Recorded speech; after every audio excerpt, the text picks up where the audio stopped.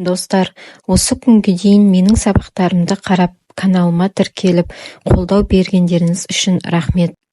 Енді бүгін қазақ тілі пәні бойынша 2-ші сынып 2-ші бөлім 89-шы сабақты өтеміз.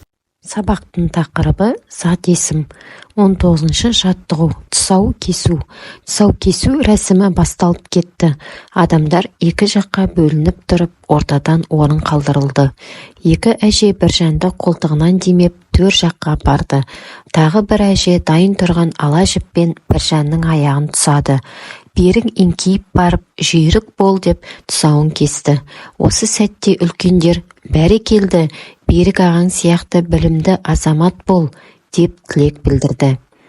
Енді тапсырмаға назар аударайық. Өзіңнің тұсауыңды кім кескенін үлкендерден сұрап біліп ал.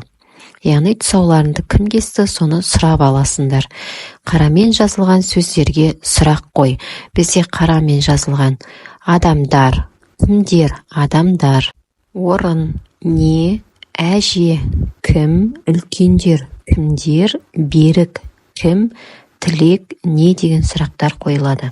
20-шы жаттығу. Сөйлемдерді көшіріп жазып, зат есімдерді тауып, түбір мен қосымшасын ажыратамыз.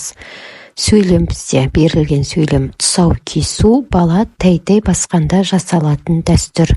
Баланың тұсауын ала жіппен кеседі. Енді бұл жерде берілген зат есімдер тұсау, бала, дәстүр, баланың тұсауын жіппен. Тұсау сөзінің түбірі тұса, у бізде жұрнақ болады.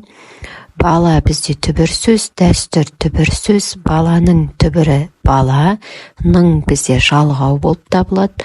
Тұсауын дегенде түбірі тұса, у жұрнақ, ын жалғау болады. Жіп бізде түбір, пен деген жалғау болады. 21-ші жаттығу.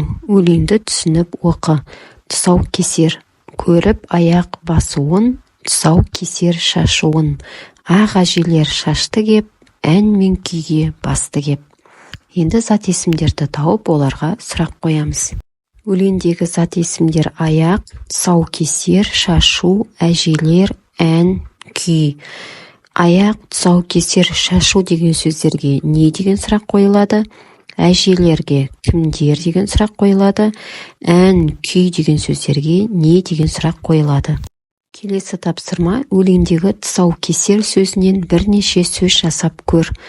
Тұс, тұса, тұсау, сау, ау, кес, кесе, кесер, ер, ес, есер деген сөздер шығады. 22-ші жаттығу. Көркем жаз. Әжем жүн түтті, жүннен жіп иірді, сол жіптен қолғап тоқыды. Қарамен жазылған сөздерге сұрақ қойып, қай сөз табы екенін анықта. Бізде қарамен жазылған сөздер жүн, жіп, қолғап. Бұлар зат есім болып табылады. Бұл сөздерге не деген сұрақ қойылады?